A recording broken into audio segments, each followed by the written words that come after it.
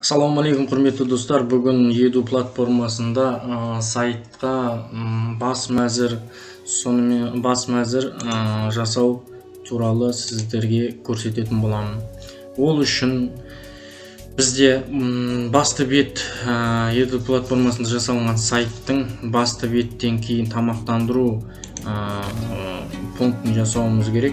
Ол үшін мына тамақтандыру пунктінің ас мәзірі, тамақтандырудың сапалық мониторингі, келісімшарттар деген бізге пунктті жасау үшін Edu платформасындағы сайттың администратор несіне кіреміз. Сол жерде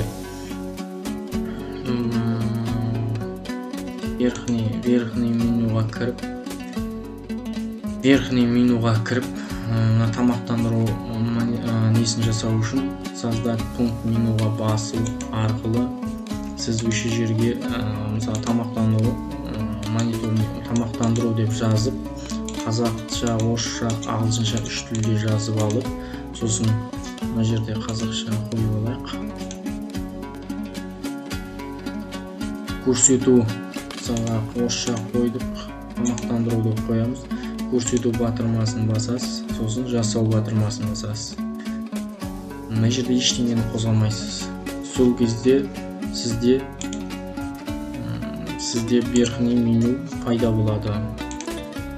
Верхний меню пайда болады тамақтандыру. Ал тамақтандырудың ішіне авталық ас мәзірін создавать ету үшін, ол үшін дәл сондай мына создать пункт менуға басу арқылы создавать етесіз.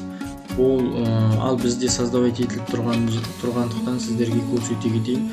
Авталық ас мәзіріне кіресіз. Мына жерде мысалы үш тілді қылып жазып шығасыз. Өз еркіңізде. Мен мысалға үшеуінде қазақ тілінде тұр менде. Авталық ас мәзірі, сосын мына жерде отображать деген кнопканы басып қойғам, өйткені сізде мына сайтта көріну үшін мына сайтта. Ал ол кнопканы баспаған жағдайда сайтта көрінбейді сізде. Ал менде мына жерде тамақтандыру деп тұр. Пункт главный меню дегенде тамақтандыру тұр. Өйткені менде тамақтандырудың ішіне барып түседі мына жерге. Тамақтандыруды басқан кезде мына жерде тұрады. Ал бұл жерге қоймаған жағдайда сіздерде мынандай қапталына шығып тұрады. Мектеп туралы оқушы деп мынандай қапталында шығып тұрады. Сол үшін мына жерге тамақтандыруды қоясыз, сосын сохранить батырмасын басасыз. Сохранить батырмасын басып, мен сіздерге бір нені көрсетейін. Мысалы келісімшартты мына жерге қойдым. Келісімшартты алып, создавать етіп алған мына жерге тамақтандыру емес, мен о школа дегенді таңдап, сохранитті басып жіберсем, ол кезде мен келісімшартым міне о школа дегенде келісімшарт деген шығып кетеді. Ал мына жақтан обновить етіп қарасам, мен ол кезде обновить еткеннен қарасам, тамақтандырудың ішінде келісімшарт деген жоқ болып кетеді. Оны мына жерде менің мектебім дегенде қарасаңыз, менің келісімшарт мына жаққа шығып тұрады. Солай изменить.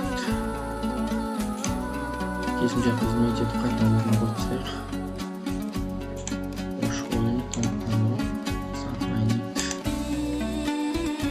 Все қойды.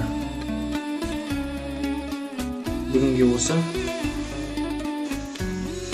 Видео қызық болса, лайк басып, комментарий жазып, подписать кнопкасын басып, YouTube арнаға тіркеліп кетіңіздер.